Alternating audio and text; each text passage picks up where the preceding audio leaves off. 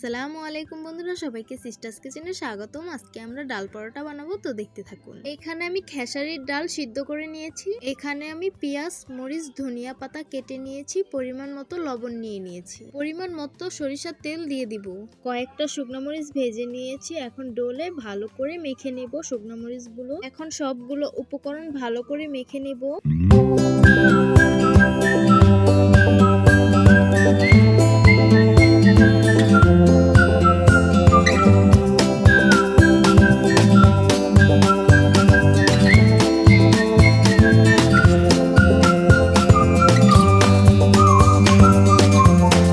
সবগুলো উপকরণ মেখে নিয়েছি। এখন ডালগুলো দিয়ে ভালোভাবে মেখে নেব। আপনারা রুটি বানানোর জন্য যেভাবে আটাটা গুলান সেইভাবে আটাটা গুলিয়ে নেবেন। এখন রুটিটা বেলে নিব।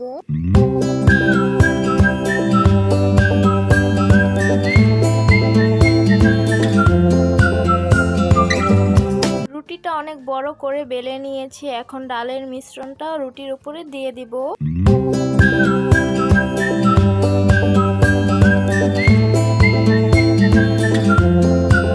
রুটিটাকে ভাজ করে নিব, তো দেখতে থাকুন কিভাবে ভাজ করে নিলাম। এখন সামান্য একটু বেলে নেব।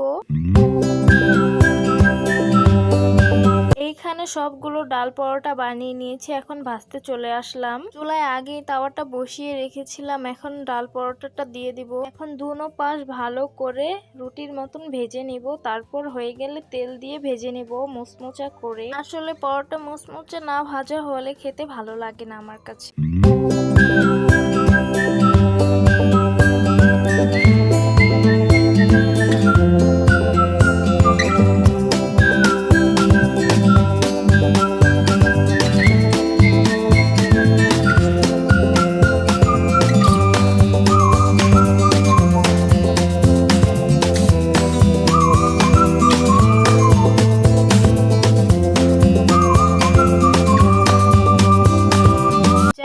আমাদের পরোটাটা ভাজা হয়ে গেছে। এখন পরিবেশন করে নিব।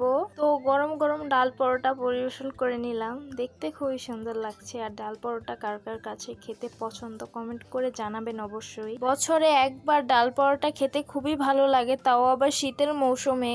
তো সবাই ভালো থাকবেন, সুস্থ থাকবেন, আর সিস্টার্স কিচেনের সাথেই থাকবেন। আল্লাহ হাফেজ।